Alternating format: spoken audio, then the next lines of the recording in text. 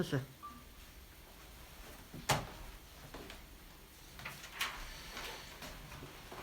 하이델베르그 문답 제 46번째 주일입니다.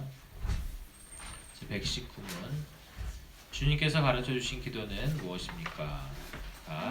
하늘에 계신 우리 아버지여 이름이 거룩하기를 받으시오며 나라의 이름이 없으시며 세상에서 이룬 것 같이 땅에서도 이루어지이다. 오늘날 우리에게 일용할 양식을 주옵시고 우리가 우리에게 죄 지은 자를 사하여 준 것 같이 우리 죄를 사하여 주옵시고 우리를 시험에 들게 하지 마옵시고 다만 악에서 구하옵소서. 내게 나라와 권세와 영광이 아버지께 영원히 있사옵나이다. 120문 그리스도께서는 왜 하나님을 우리 아버지라고 부르도록 명령하셨습니까? 답. 기도의 첫머리에 그리스도께서는 기도의 가장 기본이 되는 것 곧 하나님께서 그리스도를 통하여 우리의 아버지가 되셨다는 사실을 어린아이처럼 믿고 경외하도록 가르치신 것입니다. 육신의 아버지가 이 세상의 것에 대한 자녀들의 요청을 거부하지 않는 것 이상으로 하나님 아버지께서는 우리가 믿음으로 구하는 것을 거부하지 않으십니다. 121문 하늘에 계신 이란 말의 뜻은 무엇입니까?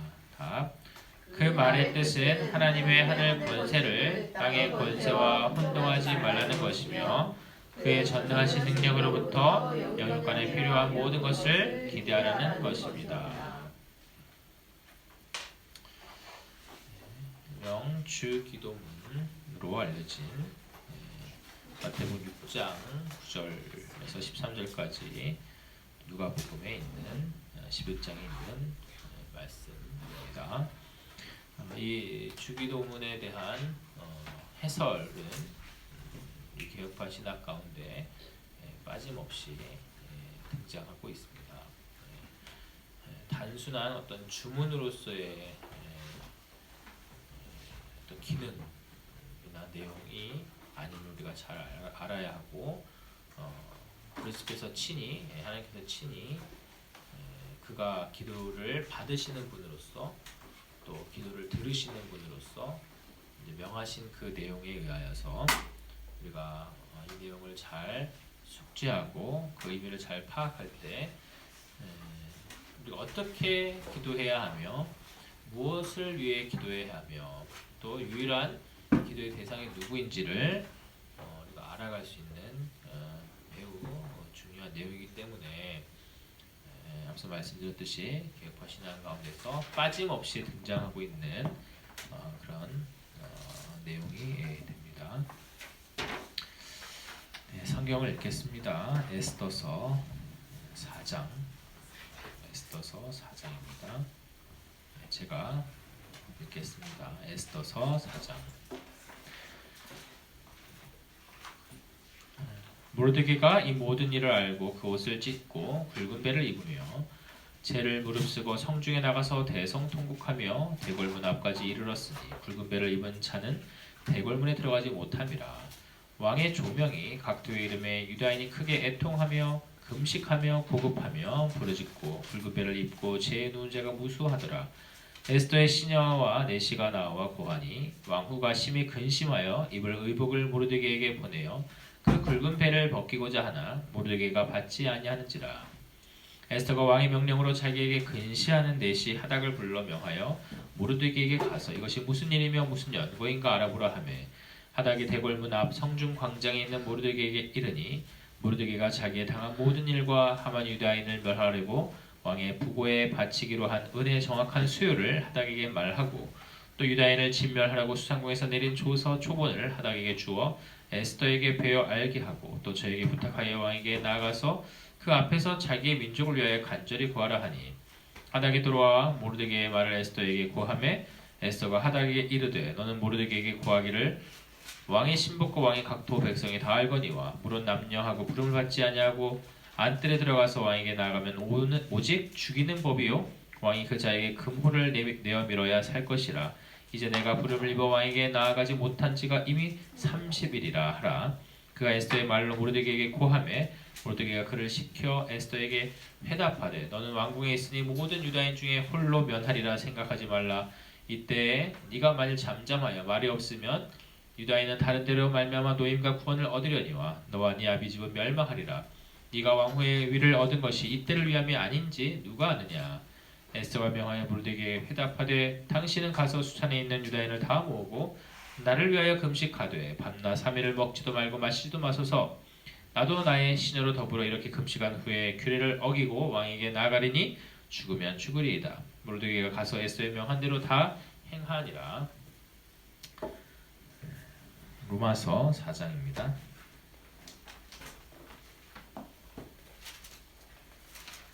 로마서 4장.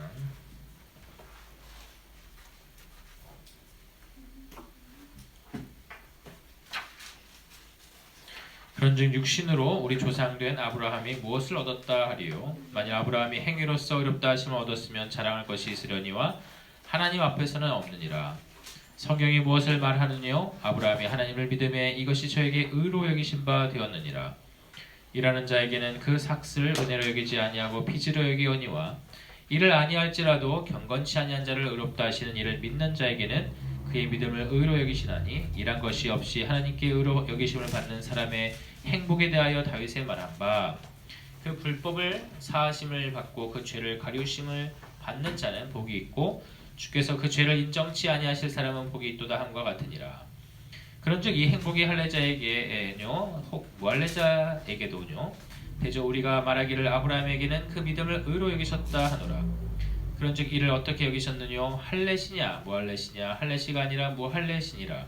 저가 할례의 표를 받은 것은 무할례시의 믿음으로 된 의를 인친 것이니 이는 무할례자로서 믿는 모든 자의 조상이 되어 저희로 의로 여기심을 얻게 하려 하심이라. 또한 할례자의 조상이 되었나니 곧 할례받을 자에게뿐 아니라 우리 조상 아브라함의 무할례시에 가졌던 믿음의 자취를 쫓는 자들에게도니라.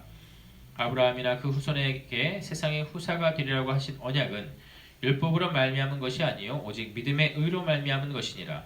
만일 율법에 속한 자들이 후사이면 믿음은 헛것이 되고 약속은 폐하여졌느니라. 율법은 진노를 이루게 하나니 율법이 없는 곳에는 범함도 없느니라. 그러므로 후사가 되는 이것이 은혜에 속하기 위하여 믿음으로 되나니 이는 그 약속을 그 모든 후손에게 굳게 하려 하심이라. 율법에 속한 자에게뿐 아니라 아브라함의 믿음에 속한 자에게도니 아브라함은 하나님 앞에서 우리 모든 사람의 조상이라. 기록된 바 내가 너를 많은 민족의 조상으로 세웠다 하심과 같으니 그의 믿은 바 하나님은 죽은 자를 살리시며 없는 것을 있는 것 같이 부르시는 이시니라. 아브라함이 바랄 수 없는 중에 바라고 믿었으니 이는 네 후손이 이 같으리라 하신 말씀대로 많은 민족의 조상이 되게 하려 하심을 인함이라. 그가 100세나 되어 자기 몸의 죽은 것 같음과 사라의 태의 죽은 것 같음을 알고도 믿음이 약하여지지 아니하고 믿음이 없어 하나님의 약속을 의심치 않고 믿음에 견고하여져서 하나님께 영광을 돌리며 약속하신 그것을 또한 능히 이루실 줄을 확신하였으니 그러므로 이것을 저에게 의로 여기셨느니라. 저에게 의로 여기셨다 기록된 것은 아브라함만 위한 것이 아니요 의로 여기심을 받을 우리도 위함이니 곧 예수 우리 주를 죽은 자 가운데서 살리신 이를 믿는 자니라. 예수는 우리 범죄함을 위하여 내어줌이 되고 또한 우리를 의롭다 하심을 위하여 살아나셨느니라. 아멘. 다 같이 일어나셔서 시편 124편 8절 말씀으로 우리의 신앙을 고백합니다. 우리의 도움은 시작. 우리의 도움은 천지를 지으신 여호와의 이름에 있도다. 다시 한번. 우리의 도움은 천지를 지으신 여호와의 이름에 있도다. 시편 찬송합니다.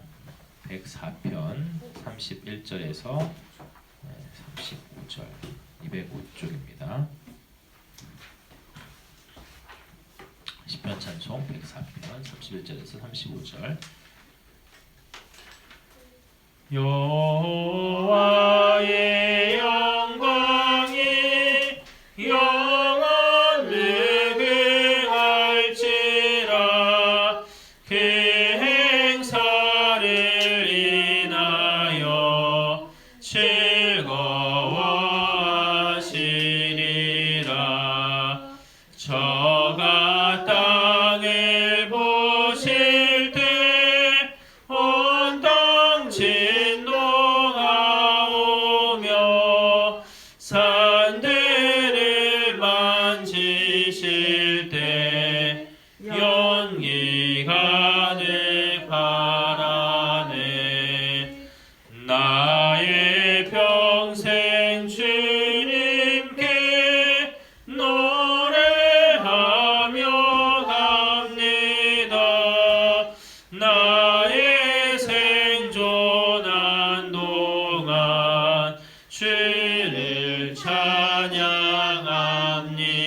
하옵나이다. 주여 나의 묵상을 기뻐 받아주소서. 나는 주로 인하여 즐거워하리다.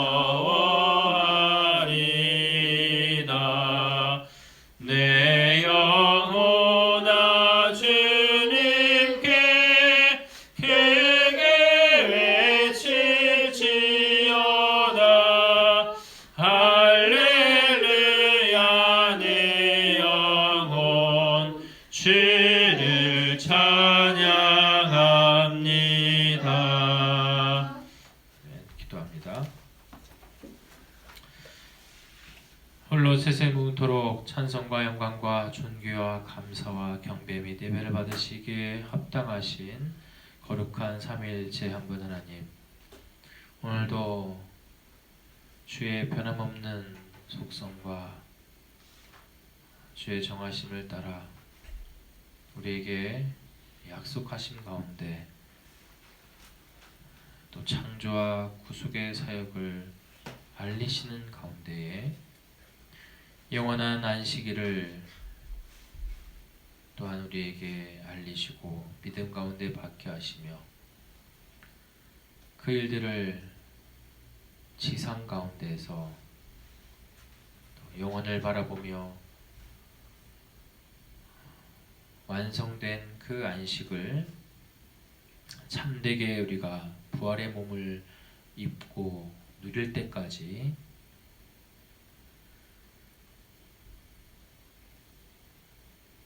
부분적으로 이나 그렇다고 해서 부족하지 않게 경험적으로 실제적으로 체험케 하시기 위해서 또한 이날에만 특별히 주께서 마련하여 두시고 예비하시고 또 제공하여 주시는 한량없는 은총을 맛보게 하시기 위하여서 제정하신 이 거룩하고 복된 안식일에 비록 주께서 또한 정하신 대로 섭리하시는 가운데에 특별한 상황을 인하여서 한자리에 다 모여서 한 목소리로 주를 시편으로 찬송하며 주께 예배할 수는 없는 그런 상황이지만 흩어져서라도 이렇게 또한 같은 시간대에 주께 예배할 수 있는 은혜를 허락하셨음을 인하여 무한 감사를 드립니다.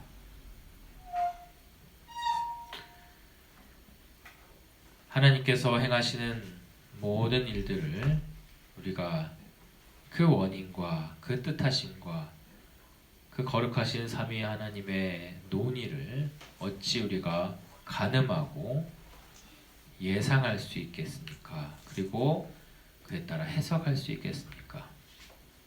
다만 전체 성경을 통해서 우리에게 알리신 하나님의 하나님 되심과 그의 선언하시고 약속하시고 예비하신 주의 말씀에 의하여서 우리가 합당하게 고백하며 모든 것을 주의 영광을 위하여서 스스로 행하시는 하나님을 모든 일을 통하여서 찬송할 따름임을, 그리고 마땅히 이 모든 일들을 주의 교회와 성도를 위하여서 그들의 유익을 위하여서 행하신다라는 주의 약속하신 말씀으로 인하여서 다만 감사드릴 뿐임을 이 시간도 고백합니다.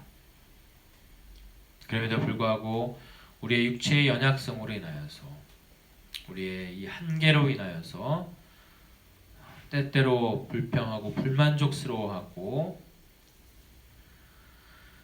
나라를 향하여 세상을 향하여 또 주님을 향하여서 불경하게 불만을 표출하였던 우리의 연약한 부분들, 범죄한 순간들을 주 앞에 고백하오니 주여 불쌍히 여겨 주옵시고 용서하여 주옵시고 다시금 이날을 인하여서 주의 말씀과 주의 영에 의하여서 우리의 존재됨과 우리의 나아가야 할 방향성을, 우리의 정체성을 다시 한번 새기는, 그로 인하여서 주께 영광이요 우리에게 참된 복이 되는 귀하고 복된 시간만 될 수 있도록 역사하여 주옵소서. 감사드리며 우리 주 예수 그리스도 이름으로 기도합니다. 아멘. 주의 계명을 선언합니다. 출애굽기 20장 2절에서 17절. 출애굽기 20장 2절에서 17절 함께 선언합니다. 시작. 나는 너를 애굽 땅 종되었던 집에서 인도하여 낸 너의 하나님 여호와라. 너는 나 외에는 다른 신들을 네게 있게 말지니라. 너를 위하여 새긴 우상을 만들지 말고 또 위로 하늘에 있는 것이나 아래로 땅에 있는 것이나 땅 아래 물속에 있는 것에 아무 형상이든지 만들지 말며 그것들에게 절하지 말며 그것들을 섬기지 말라. 나 여호와 너의 하나님은 질투하는 하나님인즉 나를 미워하는 자의 죄를 갚되 아비로부터 아들에게로 3, 4대까지 이르게 하거니와 나를 사랑하고 내 계명을 지키는 자에게는 1000대까지 은혜를 베푸느니라. 너는 너의 하나님 여호와의 이름을 망령되이 일컫지 말라. 나 여호와는 나의 이름을 망령되이 일컫는 자를 죄없다 하지 아니하리라. 안식일을 기억하여 거룩히 지키라. 엿새 동안은 힘써 내 모든 일을 행할 것이나 제7일은 너의 하나님 여호와의 안식일인즉 너나 내 아들이나 내 딸이나 내 남종이나 내 여종이나 내 육축이나 내 문 안에 유하는 객이라도 아무 일도 하지 말라. 이는 엿새 동안에 나 여호와가 하늘과 땅과 바다와 그 가운데 모든 것을 만들고 제7일에 쉬었음이라. 그러므로 나 여호와가 안식일을 복되게 하여 그 날을 거룩하게 하였느니라. 내 부모를 공경하라. 그리하면 너희 하나님 나 여호와가 내게 준 땅에서 내 생명이 길리라. 살인하지 말지니라. 간음하지 말지니라. 도적질하지 말지니라. 내 이웃에 대하여 거짓 증거하지 말지니라. 내 이웃의 집을 탐내지 말지니라. 내 이웃의 아내나 그의 남종이나 그의 여종이나 그의 소나 그의 나귀나 물은 내 이웃의 소유를 탐내지 말지니라. 아멘. 사도신경으로 우리의 신앙을 고백합니다. 천녀하사 천지를 만드신 하나님 아버지를 내가 믿사오며 그 외아들 우리 주 예수 그리스도를 믿사오니 이는 성령으로 잉태하사 동정녀 마리아에게 나시고 본데 빌라도에게 고난을 받으사 십자가에 못 박혀 죽으시고 장사한 지 사흘 만에 죽은 자 가운데서 다시 살아나시며 하늘에 오르사 전능하신 하나님 편에 앉아 계시다가 저리로서 산자와 죽은 자를 심판으로 오시리라. 성령을 믿사오며 거룩한 공회와 성도가 서로 교통하는 것과 죄를 사하여 주는 것과 몸이 다시 사는 것과 영원히 사는 것을 믿사옵나이다. 아멘.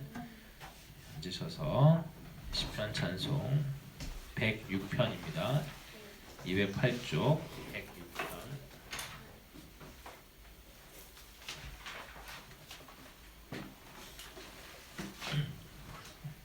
시작. 여호와께 감사하라. 그는 선하시며 여호와의 인자하심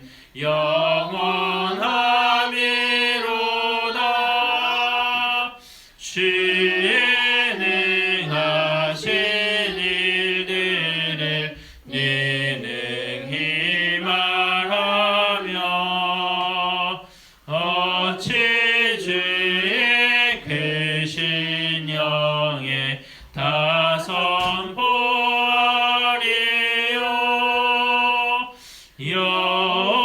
여호와를 경외하여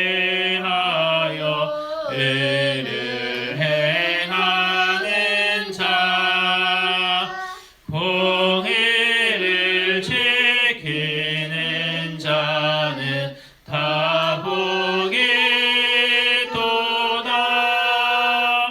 주여 주의 백성에게 베푸는 은혜로 나를 기억해 주시며 돌보아 주소서. 주의 택하신 자 형통케 하소서. 주의 나라 기뻐하며 자랑케 하소서. 네, 기도합니다. 사랑해 주님 감사합니다. 주의 전적인 은총 가운데 그 무상의 은혜 가운데 우리를 주의 자녀로 삼아주시고 그 영원전에 예정하심을 따라 그리스도 안에서 우리를 혈액께 부르시고 의롭다 하시고 자녀 삼으시며 생명에 이르는 회개와 또 일평생 가운데 거룩하게 빚어가시는 주의 그 성화의 사역과 마침내 우리가 부활체를 입고 영광 가운데서 주님과 함께 영원토록 주의 나라에서 살게 하실 이 모든 약속된 확정된 은혜를 인하여 이 시간도 감격하며 또 감사드립니다. 주께서 정하신 때까지 각 개인 성도들에게 이 지상의 삶을 또 살게 하셨사오니 또 그 가운데서 우리의 존재됨과 우리의 정체성과 우리의 나아갈 바를 잃지 않기 위해서 주의 견인하시는 사역 가운데에 이렇게 매 주일마다 공적인 예배로 드리게 하여 주셨사오니 참으로 감사를 드립니다. 우리의 모든 부패한 본성과 연약성을 거스르는 이 귀한 사역들을 오늘 주일을 인하여서 매일마다 매 순간마다 지속할 수 있는 은총 또한 우리 가운데 있게 하여 주옵소서. 이 시간도 주의 예비하신 말씀으로 우리를 일깨워 주옵시고 들을 귀와 깨닫는 마음과 보는 눈과 순복하는 마음을 주시어서 그냥 듣고 그냥 보고 참 좋네 우리에게 유익하네로 그쳐지지 않고 주께서 명하시는 그 말씀이 우리의 삶의 모든 것이 되어서 그 말씀에 의하여서 살기를 다짐하고 실행해 가는 귀한 우리의 순종의 삶이 될 수 있도록 주께서 함께하여 주옵소서. 모든 것을 주께 의탁하오며 우리 주 예수 그리스도 이름으로 기도합니다. 아멘. 하나님 말씀을 봅니다. 잠언서 3장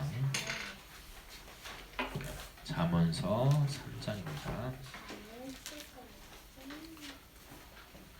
잠언서 3장 1절에서 12절까지 잠언서 3장 1절에서 12절까지 제가 받들어 읽도록 하겠습니다.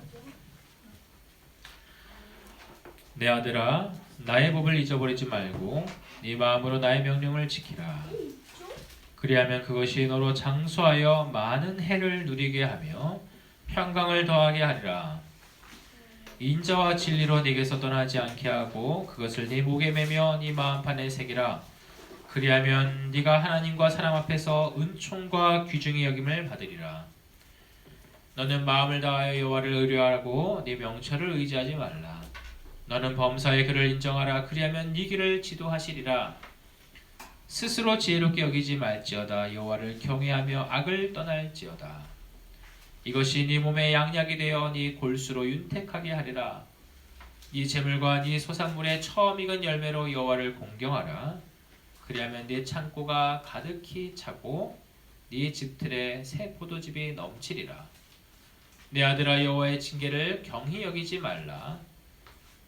그 꾸지람을 싫어하지 말라.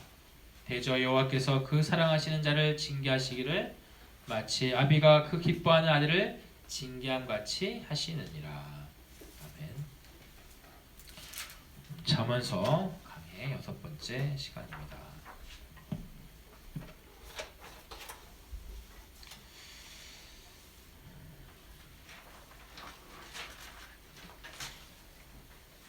영어로 social animal 하면은 말 그대로 사회적 동물이라는 의미입니다.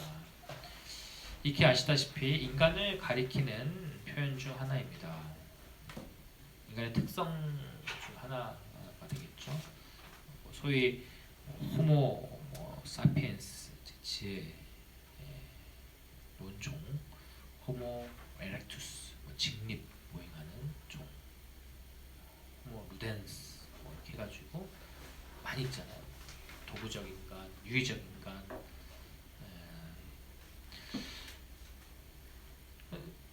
이런 사회적 동물이라는 표현은 사람은 홀로 살아갈 수 없는 관계적 성격을 잘 표현한 것이지만, 그렇죠?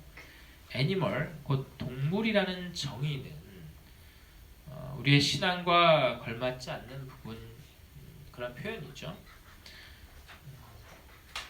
실상은 하나님께서 처음부터 창조의 사역을 통해 사람은 복수의 존재여야 함을 알리셨고, 그러한 성격이 교회의 성격임을 또한 알리셨기 때문에 우리 역시 이 고백을 신봉하며 살아감이 마땅하다 하겠습니다.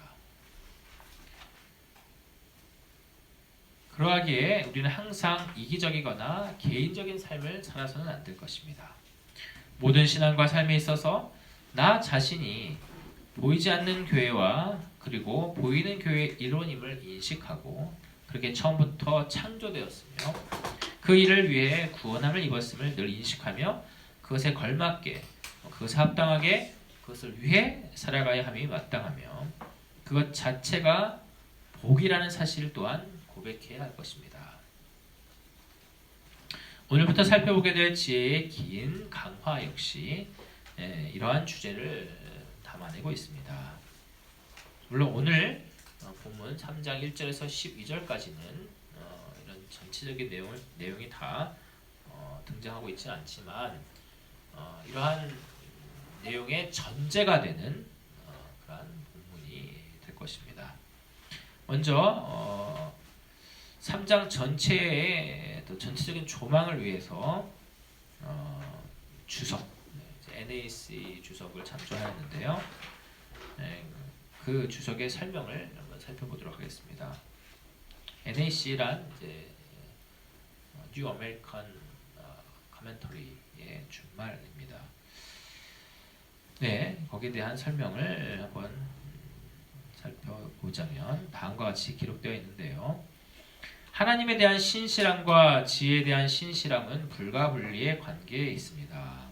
하나님에 대한 우선적 순종 없이 지식을 찾으려는 유혹에 빠진 학자를 비롯한 모든 탐구하는 이들에게 이것은 먼저 믿음과 겸손과 순종으로 창조주를 향하지 않는 한 그 어떠한 탐구도 무익하며 참된 지혜는 왜곡될 수밖에 없다는 뜻입니다. 신앙인에게 있어 이 말이 의미하는 바는 단순하고 현실적인 개념의 지혜, 곧 일반 은총으로서의 지혜를 받아들이지 않는 한 그의 경건은 헛될 수밖에 없다는 것입니다. 이렇게 주석을 달고 있는데요. 우리는 우리의 신앙 고백에 따라 전제 하나를 덧붙인다면 이렇게 되겠습니다. 하나님의 전적인 무상의 은총을 따라 일반 은총에 대한 그리고 그 지혜에 대한 고백으로 말미암는 지상에서의 모든 도덕, 윤리, 학문, 사회관계 등, 그렇죠? 그런 고백이 없는 상태에서의 지상에서의 모든 도덕, 윤리, 학문, 사회관계 등은 무익하며 헛될 뿐이며 도리어 악이다라는 거예요. 무슨 말씀인지 아시겠나요? 하나님의 특별한 은총으로 말미암아야만 사실 일반 은총도 그 진가를 발휘하게 된다라는 거예요. 1차적인 의미. 여러분들 일반 은총, 특별 은총이 무엇인지 일반 은총인지 잘 구분 이제 하시려 생각이 되지만, 간략하게 말씀드리면 하나님의 특별 은총은 구원적인 은총이에요. 은혜 언약 가운데 있는 그 구원적인 은총, 우리를 구원하시는 그 은총, 그리스도로 말미암는 은총, 그리스도의 구속 사역으로 말미암는 은총이 특별한 은총이다라는 거예요. 자, 그러면 특별 은총의 대상자들은 누가 될까요?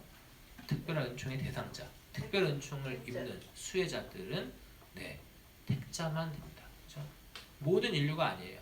특별 은총의 대상은 택자들. 자, 그렇다면 반면에 일반 은총의 대상자는 일반 은총이 뭐냐? 특별 은총을 제외한 모든 은총이 다 일반 은총이에요. 해, 달, 별, 공기, 산, 동물, 식물, 그죠? 농산물, 수산물, 모든 것들, 그죠? 산의 진미, 모든 것들이 다 하나님의 은총의 내용들이잖아요.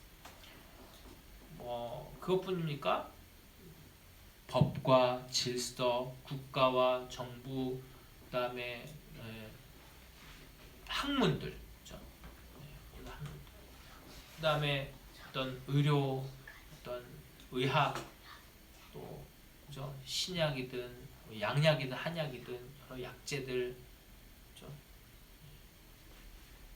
우리가 손쉽게 타고 다니는 자동차, 대중교통들, 비행기, 그다음에 안경, 핸드폰, 인터넷, IT, 모든 것들이 다 주의 일반 은총의 내용들로 있어요.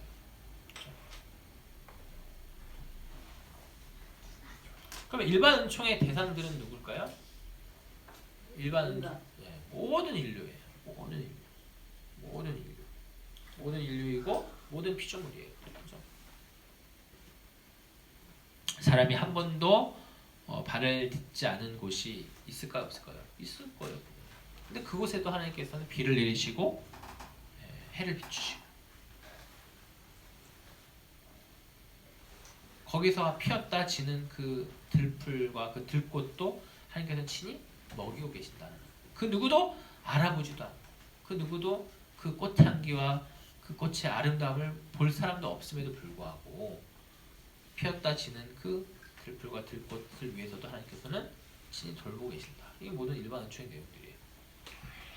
근데 그 일반 은총을 내용들을 참되게 이해하기 위해서는 특별 은총이 전제가 되어 있어야 된다. 그 말은 하나님의 은총을, 무상의 은총, 특별 은총을 입은 사람만이 사실은 모든 일반 은총을 그 본래의 목적과 취지대로 가장 근접하게 해석하고 이해할 수 있는 사람들이다. 제가 몇 번 말씀드렸어요. 그래서 저와 여러분이 하나님의 은혜를 입은 주의 백성들이, 주의 자녀들이 모든 학문들과 모든 예술과 모든 어떤 정치와 경제 모든 분야에서 정말 제대로 할 수 있는 그런 가능성이 있다는 거예요. 그래서 그런 사명감을 가지고 학생인 여러분들은 학업에 열중해야 된다. 그냥 누구나 다 학교를 다니고 학년이 오르고 하니까는 이끌려 가면서 어쩔 수 없이 할 것이 아니다. 지금 말씀드린 이 전제를 가지고 이러한 태도와 이러한 방향성과 이러한 목적성을 가지고 해야 된다는 거예요. 그래야만 진가를 발휘하고 유익을, 진정한 유익을, 하나님께 영광이요 또 세상 가운데선 유익을, 선한 영향력을 끼칠 수 있는 그런 사람들이 될 수 있다는 거예요. 모든 학문, 모든 예술, 모든 정치, 경제에 있어서 그러하다는 거예요. 꼭 이렇게 어떤 두각을 나타내지 않는다 하더라도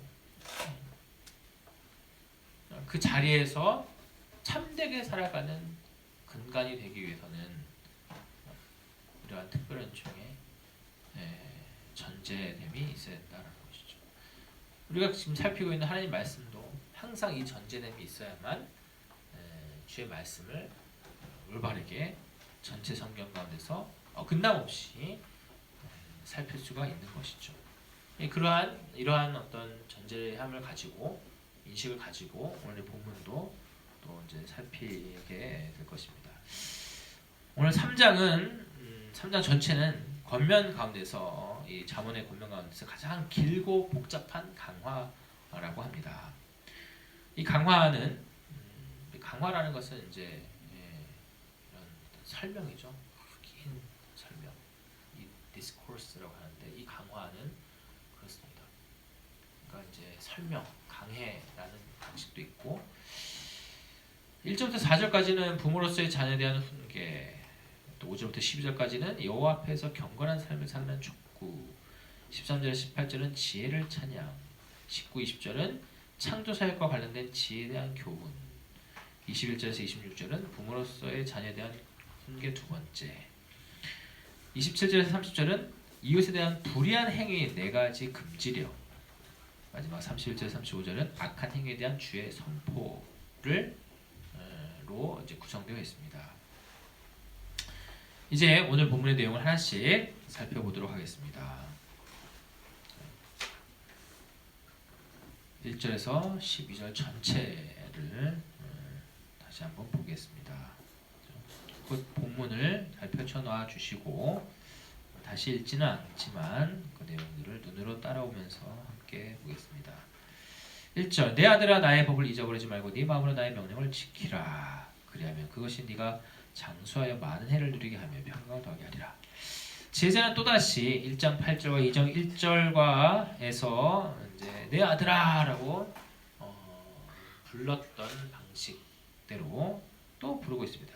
그 은총을 입은 자들을 향해 부모가 사랑하는 자녀에게 대하듯 알리고 또 알리고 있습니다. 실상 잠언서 전체 가운데 내 아들아 라고 부르며 내 법을, 내 훈계를 혹은 내 말을 간직하면, 지키면, 들으면, 받들면 등등으로 전개하는 이러한 구조적인 본문이 1장에서 7장까지만 12번 정도 등장합니다. 7장 이후부터는 그러한 패턴이 등장하지는 않지만 마지막 31장까지 전체를 관통하고 전제를 세우는 말씀이 바로 이러한 패턴의 말씀이라는 것에는 전혀 의심의 여지가 없습니다. 1장 8절에서는 내 아들아 네 아비의 훈계를 들으며 네 어미의 법을 떠나지 말라. 왜냐하면 네 머리에 아름다운 관이며 네 목에 금사슬이기 때문이다. 무엇이요? 네 아비의 훈계와 네 어미의 법이. 그렇게 말씀하였으며 2장 1절에서는 내 아들아 네 아비의 훈계를 들으며 네 어미의 법을 떠나지 말라. 그럼 어떻게 된다고요? 여호와 경외하기를 깨달으며 하나님을 알게 될 것이기 때문이다 라고 하였어요. 뭐 하면? 아비의 법, 훈계와 어미의 법을 떠나지 않으면. 그렇죠? 이제 오늘 본문 3장 1절에서는 뭐라고 되어 있다고요? 내 아들아 나의 법을 잊어버리지 말고 네 마음으로 나의 명령을 지키라. 그리하면 그것이 너로 장수하여 많은 해를 누리게 하며 평강을 더하게 하리라 라고 선언하고 있습니다. 이는 1, 2장에서의 보상의 약속이 영적이며 영원한 것을 전제로 하고 또 지향하고 있음과 사실 동일한 성격이에요. 그러므로 본문에서의 장수가 뭐예요? 오래 사는 것이죠. 단명하지 않고 길게 사는 것. 그러나 다시 말씀드리지만 구약에서의 이러한 표현은 항상 근본적이고 영적인 성격을 지향하고 있기 때문에 이 장수는 영원한 삶, 주님 나라에서의 영원한 죽지 아니하고 영원토록 영광 가운데 사는 삶을 상징하고 있다는 거죠. 그렇죠? 그리고 평강을 더하게 하리라 라는 것도 역시 평강, 곧 샬롬 역시 일시적이며 제한된 평강 혹은 평안이 아닌 영원하고도 완연한 평안, 안전을 가리킵니다. 그리고 원어적 의미에 있어서도 이 샬롬은 모든 면에서의 건강한 삶을 가리킵니다. 모든 면에서의 건강한 삶.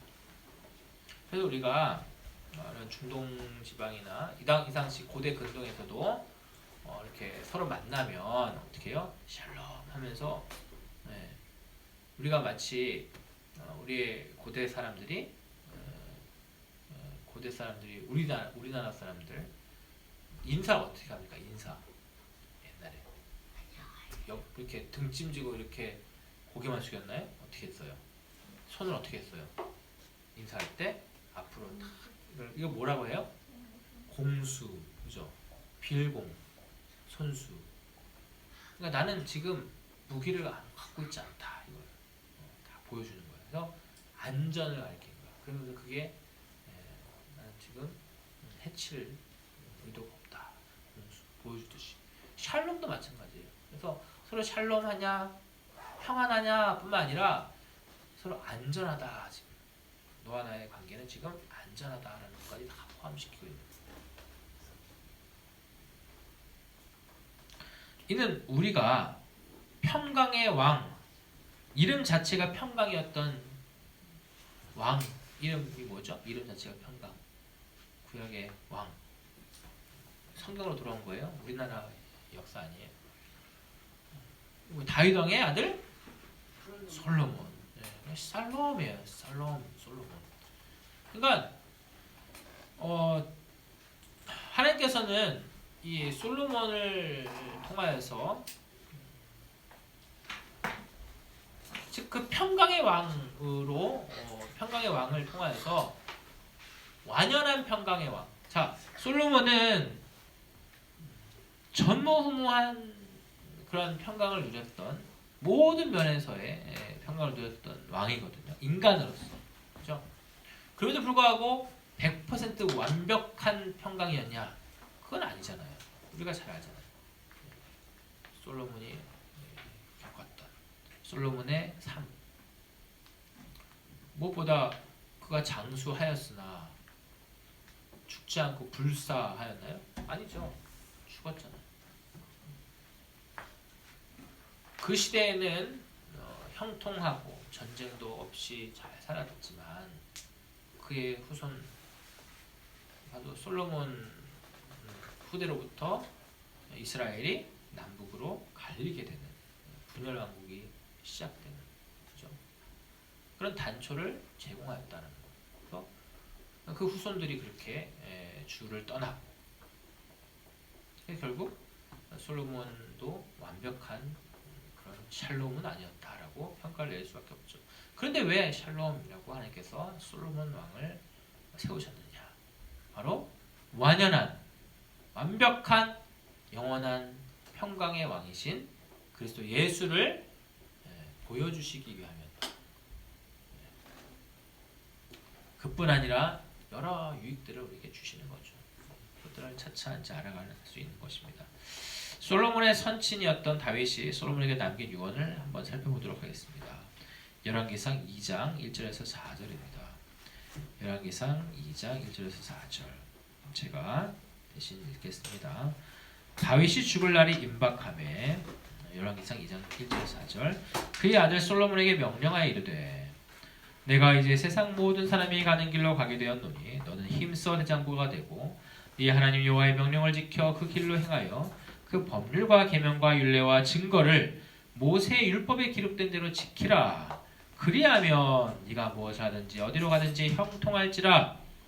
여호와께서 내 일에 대하여 말씀하시기를 만일 네 자손들이 그들의 길을 삼가 마음을 다하고 성품을 다하여 진실이 내 앞에서 행하면 이스라엘 왕위에 오를 사람이 네게서 끊어지지 아니하리라 하신 말씀을 확실히 이루게 하시리라. 이게 솔로몬의 선친이었던 다윗이 솔로몬을 향해서 남긴 유언이란 말이에요. 마지막에 당부한 유언의 말씀이 뭐였다고요? 여호와의 명령을 지켜 그 길로 행하여 그 법률과 계명과 율례와 증거를 모세의 율법에 기록된 대로 지키라. 마지막 남긴 유언이 이거예요. 가장 먼저 남긴 말씀이. 물론 이제 그 이외에 다른 이제 인물들에 대한 어떤 후속 조치를 할 것을 이제 포함하고 있지만 가장 근간이 되는 것이 뭐라고요? 하나님의 말씀이죠. 하나님의 말씀. 어떤 말씀? 모세에게 알리신 그 율법. 하나님의 말씀을 지키라. 그리하면 네가 무엇을 하든지 어디로 가든지 형통할지니라. 지금 잠언의 지금 오늘 본문의 구조와 이제 사실 동일한 거예요. 하나님의 율법, 내 계명, 내 아비의 법, 어미의 율례 지키면 뭐가 어떻게 된다고요? 형통할지라. 오늘 본문은 장수할 것이다. 그리고 평강이 있을 것이다. 이렇게 말씀하고 있어요. 그렇죠?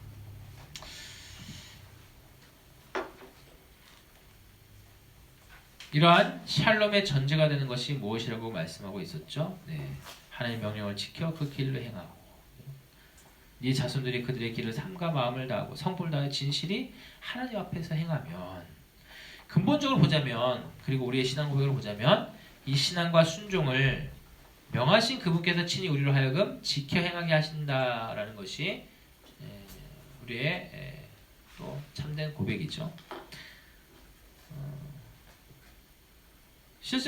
실제적으로는 또 표면적으로는 과연 모든 면에서의 건강한 삶의 조건이 되죠. 무엇이요? 하나님 말씀을 붙드는 것이.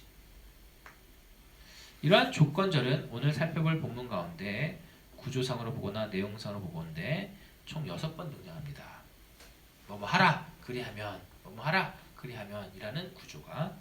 자, 1절 내 아들아 나의 법을 잊어버리지 말고 네 마음으로 나의 명령을 지키라 그리하면. 3절 인자와 진리가 네게서 떠나지 말게 하고 그것을 네 목에 매며 네 마음판에 새기라 그리하면. 5절 그리고 6절 상반절에 너는 마음을 다하여 여호와를 신뢰하고 네 명철을 의지하지 말라. 너는 범사의 그를 인정하라 그리하면. 7절 스스로 지혜롭게 여기지 말지어다. 여호와를 경외하며 악을 떠날지어다. 이것이 네 몸의 양약이 되며 골수를 윤택하게 하리라 그리하면. 그죠? 생략되어 있지만. 9절 네 재물과 네 소산물의 처음 익은 열매를 여호와를 경외하라 그리하면. 11절 내 아들아 여호와의 징계를 경히 여기지 말라. 그 꾸지람을 싫어하지 말라. 왜냐하면. 내용상, 의미상, 그리고 표현상 같은 구절, 조건과 어떤 결과의 그러한 구조로 이제 기록되어 있다는 거예요. 여러분들의 이해를 보다 용이하게 그리고 보다 더 우리 자신에게 솔직해지기 위해 결과절의 내용을 먼저 한번 살펴보겠습니다.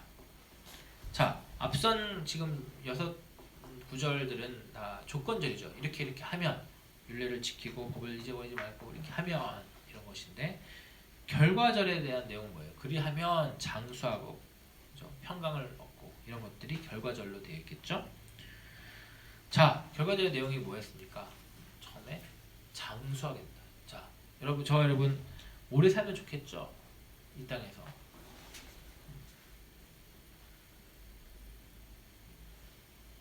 모든 생활면에서 건강하면 좋겠죠.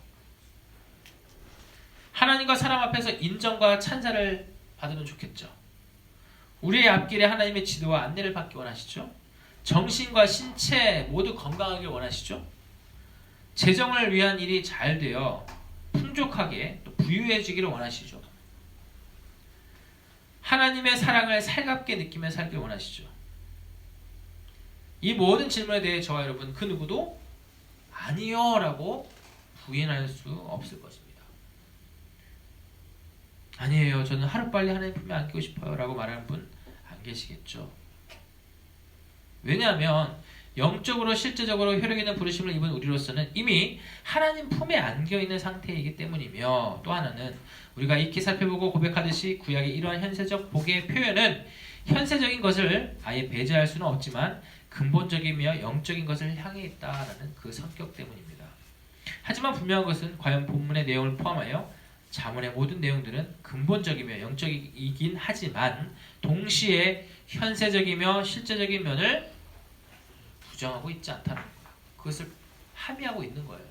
포함하고 있어요. 다시 말씀드립니다.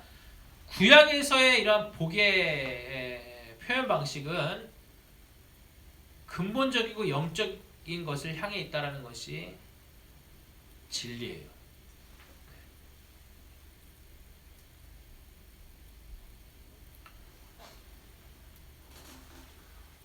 예를 들어서 제5계명이 무엇입니까? 제5계명이 무엇입니까? 내 부모를 존경하라. 그리하면 이 땅에서 잘되고 장수하리라. 자, 그러면 이 땅에서 오래 살지 못하고 부유하게 살지 못하면 다 불순종해서 그런 거예요? 가장 쉬운 예로 12사도들이 장수한 사람 사도 요한 외에는 없어요. 다 단명했어요. 다 단명.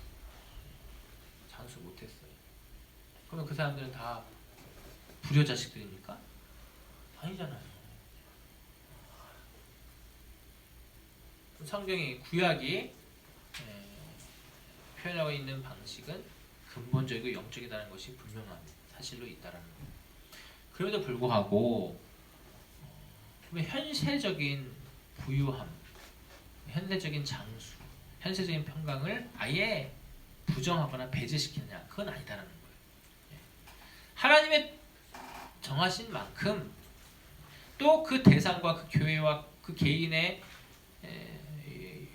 가장 최선의 유익을 위해서 그 일들을 하나님께서 현세적으로 또 행하기도 하시고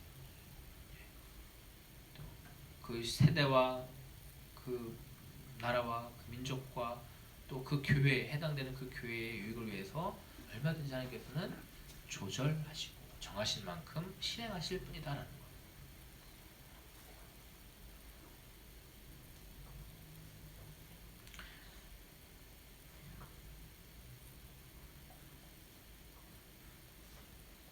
다시 한번 말씀드리지만 분명한 것은 과연 본문의 내용을 포함하여 자문의 모든 내용들은 근본적이며 영적이긴 하지만 동시에 현세적이며 실제적인 면을 포함하고 있다는 점입니다. 왜냐하면 또한 그 해답은 조건절에 있습니다. 앞서 살펴본 6가지 항목의 조건절이 하나님 나라에 들어간 상태에서의 조건이자 명령입니까?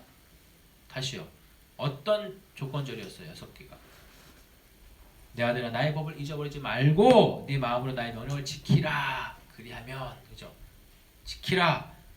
떠나지 말게 하고 인자와 진리가 네게서 떠나지 말게 하고 그것을 네 목에 매며 네 마음판에 새기라.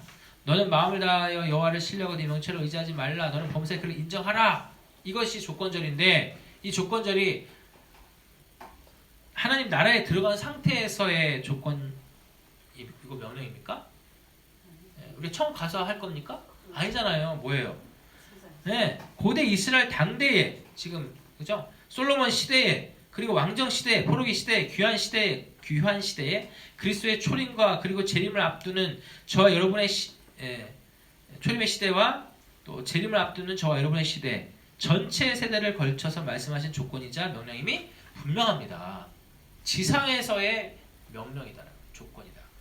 그렇기 때문에 그 열매요, 그 보상이요, 그 증거로서의 소위 복된 삶 혹은 평강의 삶 역시 현세적이며 실제적인 삶을 포함한 근본적이며 영적인 성격을 띠고 있음이 분명히 진다는 거예요. 그래서 우리는 기복주의를 추구하는 자들은 아니죠.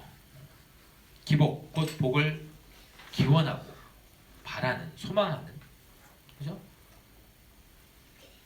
근데 기복주의는 그게 다라는 거예요. 그게 전부라는 거예요. 복을 받기 위해서 하나님을 믿는 거예요. 그게 기복주의예요. 그럼 기복주의 신앙을 하는 사람들한테 그렇게 말하면 부정하겠죠. 아니에요. 그럴 리가요.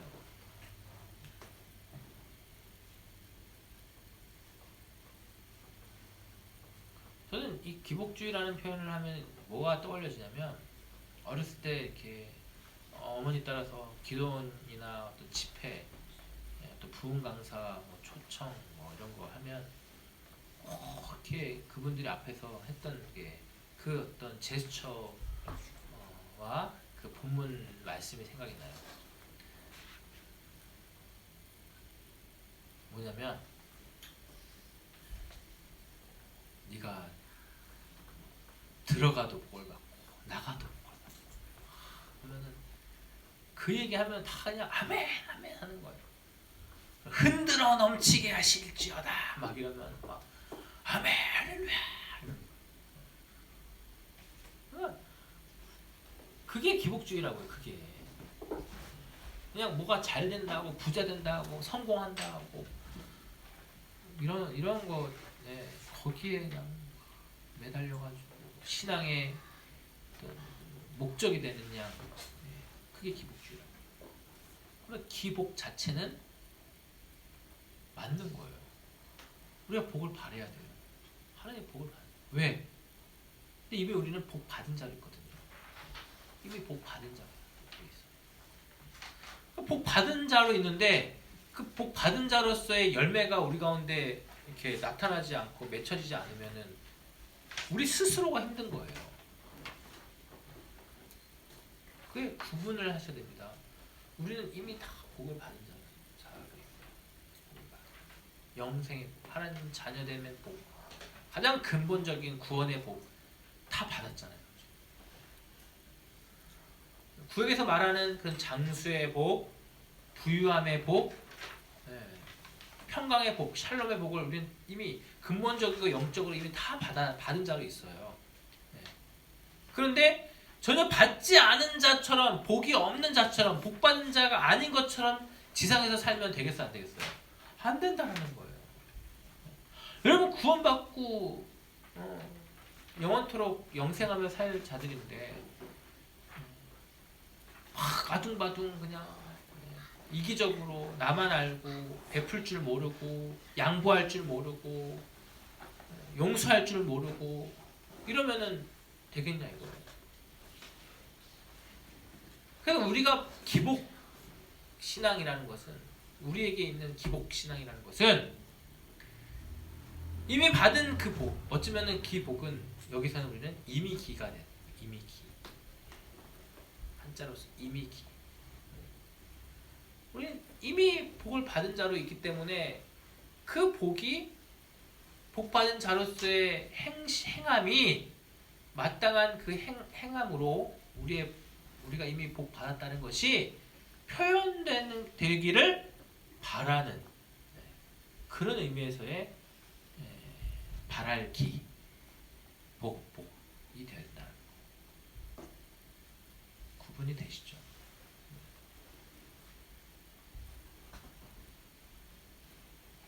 그리고 어떻게 해서든 선한 사업을 또 선한 사역을 위해서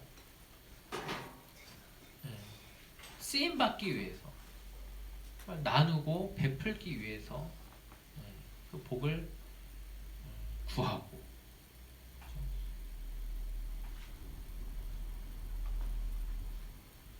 그런 그 정도죠, 그 정도. 너무 없어서 우리의 신앙에 걸림돌이 되지 않게끔, 또 너무 많아서 또 그것이 또 우리의 신앙을 가로막지 않게끔, 그런 의미에서의 적당한,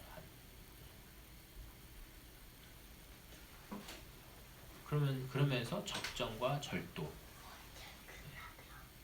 그런 복을 우리는 구해야 할 것입니다. 그러므로 우리는 그런 열매와 증거가 우리 삶에 확정적으로 드러나는 것을 즐거워하되 그 자체가 목적이 되어서는 안 될 것입니다. 다만 우리가 그 조건적인 내용들을 기뻐하고 즐거이 순복하는 것 자체에 모든 의미를 다하는 것이 마땅한 일인 것입니다. 자, 그러면 우리에게 그 유익한 대로 그의 섭리를 따라 베푸실 현세의 샬롬에 집중하기보다는 그 조건적인 내용들을 한 번 더 상세히 살피는 것으로 말씀을 정리하도록 하겠습니다. 1절, 내 아들아 나의 법을 잊어버리지 말고 네 마음으로 나의 명령을 지키라. 1장을 살필 때 정리한 적이 있지만 하나님의 법은 토라, 즉 모세율법 혹은 모세오경을 가리키나 근본적으로 전체 성경을 알리고 있습니다. 그러므로 우리는 전체 성경과 그 합당한 고백을 1절 본문과 같이 네 마음으로 곧 심장을 다해 진심으로 지킬 것을 기뻐해야 합니다. 이제 마음이라는 것은 레브인데 여기서 사실 하트가 여기서 나오는데 이제 러브, 사랑도 거기서 나오죠. 원어적으로 레브예요. 그게 마음을 다해, 우리 정말 염통을 다해서. 3절, 인자와 진리가 네게서 떠나지 말게 하고 그것을 네 목에 매며 네 마음판에 새기라. 주의 자녀들에게 베푸신 자비와 진리가 마치 헛되이 돌아가지 않도록 그것을 곧 약속의 말씀들 전체를 목에 매며, 즉 생명으로 여기고 마음판에 새기고 되새기기 위한 모든 방편을 동원하라고 말씀하십니다. 그렇기 때문에 또다시 이 실천적이며 실제적인 가르침인 신명기 6장 6절로부터 9절로 안내합니다.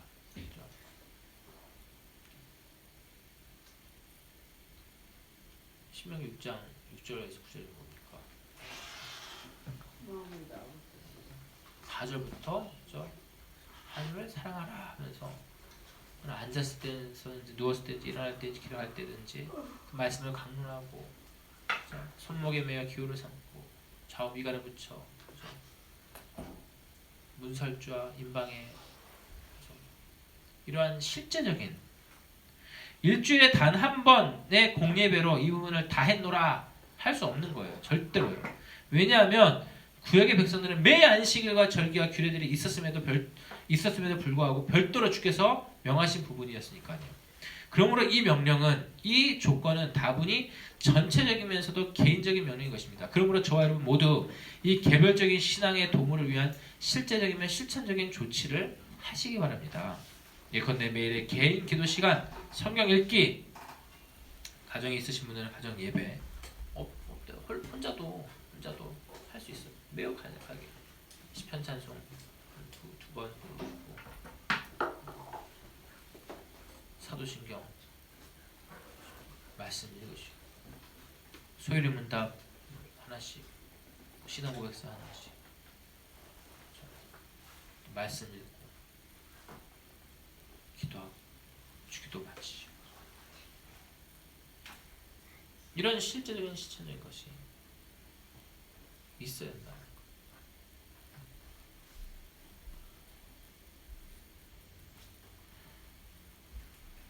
다음으로 5절과 6절 상반절에 너는 마음을 다하여 여호와를 신뢰하고 네 명철을 의지하지 말라. 너는 범사의 그를 인정하라. 지혜는 우리에게 우리 자신 자체나 우리 자신의 경험을 신뢰하거나 의지하지 말고 다만 하나님만을 마음을 다해 신뢰할 것을 명하고 있습니다. 그 실천적인 표현으로 모든 상황에서 그리고 항상 하나님을 인정할 것을 제시합니다. 그렇죠? 너는 범사의 그를 인정하라. 그러면 범사에 하나님을 인정하면 나 자신을 신뢰하거나 의지하지 않게 된다는 거예요. 그러니까 해결책이에요. 자신을 의지하고 나의 존재와 나 자체, 또 내가 갖고 있는 어떤 지식, 어떤 재력, 나의 경험, 나의 판단, 이것을 의지하는 사람들이 있잖아요. 근데 그것을 버리기 위한 가장 최고의 유일한 해결책이 뭐냐? 모든 일에, 범사에, 모든 상황에서, 모든 것에 하나님을 인정하는 것. 이것이 무엇이죠? 바로 하나님의 섭리에 대한 고백을 의미합니다. 하나님의 섭리에 대한 고백. 왜냐하면 하나님의 영원한 작정의 실행으로서의 섭리를 벗어나는 일이란 발생할 수 없기 때문입니다. 우리가 무슨 상황을 만나든 이 섭리에 대한 인정이 바로 우리가 하나님을 의지하며 신뢰한다라는 귀중한 증거가 되기 때문입니다. 하지만 이와 같이 주를 모든 일에 모든 순간에 인정하지 않게 된다면 7절 스스로 지혜롭게 여기지 말지어다. 여호와를 경외하며 악을 떠났지어다. 그러니까 이런 하나님을 모든 순간 모든 일에 인정하지 않으면 스스로를 지혜롭게 여기는 곧 교만한 자로 전락하게 된다는 거예요. 그렇죠? 다시 말씀드리지만 여기서부터 벗어나기 위해서 어떻게 해야 된다고요? 모든 일에 하나님의 섭리를 인정하는 것. 또 하나는 지금 7절에서 말하고 있는 것은 여호와를 경외하는 것을 배우고 모든 악으로부터 떠나는 것입니다. 이런 것들이 동시적으로 같이 일어나야 된다는 거예요. 과연 사도 역시 악은 모든 형상이라도 버리라라고 이야기하였다는 것이에요. 조금이라도 악한 소지가 있다면, 조금이라도 하나님께 합당하지 않다면 버리는 거예요. 바울 사도도 그렇게 얘기했다는 거예요. 악은 그 모양이라도 버리라는 것은 그 형상이라도. 그 모든 형상물들 있잖아요. 시각적이고 영상 매체들 이런 것 안에서 우리를 현혹시켜 유혹하는 것들이 너무 많아요. 어떤 면에서는 우리가 눈을 감고 살아야 되는 거예요. 눈을 감고 살아야 될 수준이다라는 거예요. 그러나 이러한 상황과 이러한 시대적인 상황들 역시 하나님의 섭리 가운데 있음을 우리가 고백하기 때문에, 그렇죠? 이 가운데서 우리가 주의 섭리를 인정하고 또 모든 악은 그 형상이라도 그 모양이라도 버리는 이런 연습과 훈련의 삶이 우리 가운데 요구된다는 것입니다.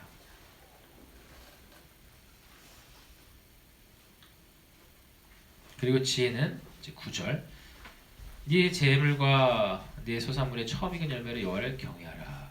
우리의 재물과 수산물의 처음 것으로 여호와 경외하기를 스스로 입증할 것을 또한 명하십니다. 이 말씀은 레위기 23장 10절과 민수기 18장 12, 13절에 언급되어 있듯이 아론과 그의 자손들, 곧 레위 지파 제사장들의 생활을 언급하면서 표현된 부분입니다. 아론의 자손들, 아론과 그의 자손들, 레위 지파들에게는 따로 하나님께서 지상의 유업을 주시지 않으셨죠. 땅을 분배하시지 않으셨잖아요. 왜 그랬다 그랬죠? 그들에게는 나 여호와가 친히 유업이 됨이라. 그렇죠? 하나님께서 친히 그들의 유업이 되심을 알리시기 위함이었습니다. 그렇다면 우리의 첫 소산물 및 11조를 실제적으로 필요로 하지 않으시는 하나님께서 레위 지파를 위하여 바칠 일을 하나님께 바치는 것으로 말씀하시는 까닭은 무엇이었을까요? 레위 지파 및 제사장들은 전체 이스라엘을 대신하여 매 안식일 제사를 집례하며 수종드는 직분자들이었습니다. 이는 오늘날 주일 예배에 수종되는 사역자들인 목회자가 그 기능을 이어가고 있음을 보게 됩니다. 그렇다고 오늘날의 목사 그룹을 구약의 제사장이다, 레위 지파를 잇는 자들이다라고 표현하는 것은 잘못된 것이죠. 다만 이 본문을 통해 우리에게 지혜자가 알리는 바는 교회에 드리는 모든 헌물 혹은 헌상의 목적은 그 일을 통해 교회를 존속하게 하시며 섬기게 하심으로 교회를 세우시고 교회로 부르신 이를 경외하기를 배우게 하려 하심이라는 사실을 매번 깨우치기 위함이라는 것입니다. 그리고 지혜자는 교회를 통해서든 가정을 통해서든 세상을 통해서든 하나님께서 주시는 징계를 가벼이 여기지 말라고 하십니다. 11절입니다. 내 아들아 여호와의 징계를 경히 여기지 말라. 그 꾸지람을 싫어하지 말라. 왜냐하면 하나님께서는 다양한 수단과 방식으로 그의 택하신 자녀들을 성화시키기 위하여 꾸준히 징계하시기 때문입니다. 그러니까 징계로 인해서 징계를 받는 우리가 하나님의 자녀임을 깨닫게 되기 때문이다라는 거예요. 히브리서 기자는 이 본문을 고스란히 12장에서 히브리서 12장에서 이 본문을 고스란히 인용하여 해설을 덧붙이는데요. 12장 6절에서 8절 히브리서 12장 6절에서 8절 주께서 그 사랑하시는 자를 징계하시고 그가 받아들이시는 아들마다 채찍질하심이라 하였으니 너희가 참음은 징계를 받기 위함이라. 하나님의 아들과 같이 너희를 대우하시나니 어찌 아버지가 징계하지 않는 아들이 있으리요. 징계는 다 받는 것이거늘 너희에게 없으면 사생자요 친아들이 아니니라 라고 말씀하셨습니다. 그렇죠? 우리는 하나님의 버리운 자가 아닌 친백성이요 택정함을 입은 자녀이기 때문에 지상에 사는 동안 그 증거인 징계가 끊임없이 우리 앞에 놓여져 있음을 잊지 말아야 할 것입니다. 그때마다 마찬가지로 그를 인정하는 것이 우리의 합당한 자세일 것입니다.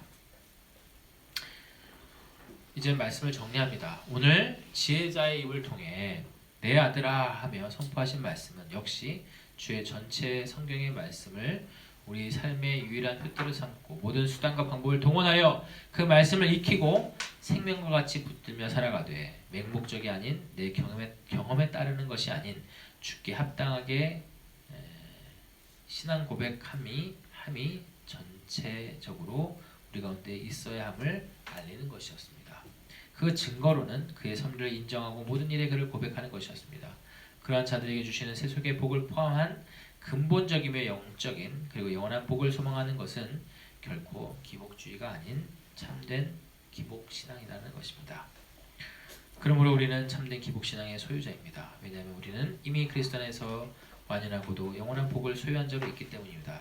그러므로 오늘 본문이 언급한 지상에서의 복의 형태들이 우리 지상의 순간에 이루어지지 않는다 하더라도 혹은 부분적으로 매우 빈약해 보이게 우리 가운데 실행된다 하더라도 우리는 그것으로 족할 수 있습니다.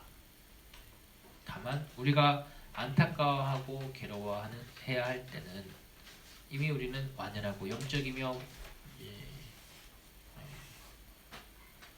풍성한 근본적인 복을 무상의 은총 가운데 입은 자임에도 불구하고 그 복받은 자로서의 마땅한 행실들이 열매들이 우리 가운데서 풍성하게 맺혀지지 않는 것을 인하여서 우리는 다만 슬퍼하고 탄식하고 회개해야 할 것입니다.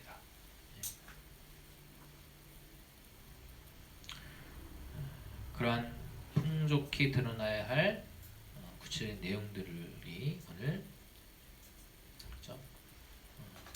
조건절로서 또 결과절로서 상징적이지만 매우 구체적인 성격을 포함하여 잘 오늘 지혜자로 인해서 지혜로 말미암아 알려졌다라는 것입니다.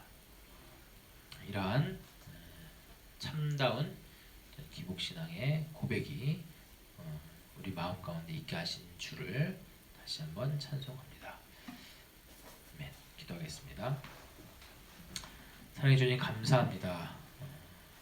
우리에게 주의 선하시고 기뻐하신 뜻에 의해서 그리스도 안에서 완연한 복을 이미 우리에게 주셨다라는 이 선언과 이 확증된 약속을 인하여 다시 한번 감사를 드립니다.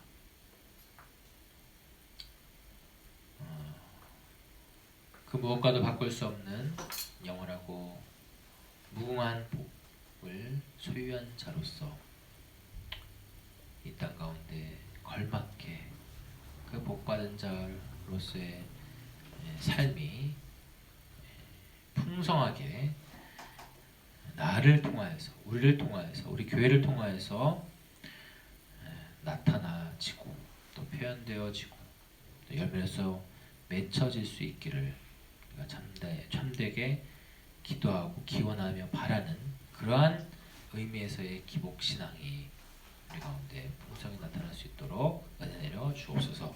감사드리며 우리 주 예수 그리스도 이름으로 기도합니다. 아멘. 시편 찬송 111편 시편 찬송 111편 216쪽입니다.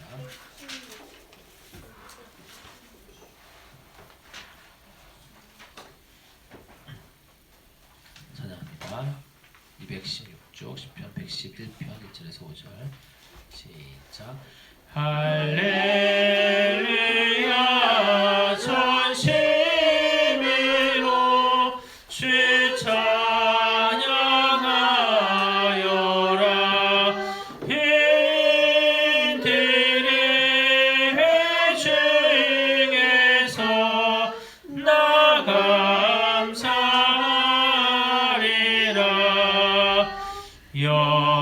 여호와의 행하심이 크고 존귀하니 이를 묵상하는 자는 다 기뻐하리라.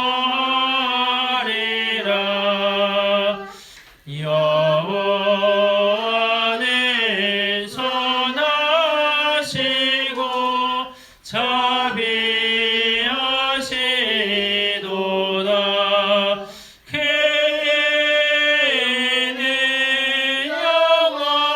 영원하며 그는 끝없다. 주경외하는 자에게 양식을 주시며 주의 언약을 영원히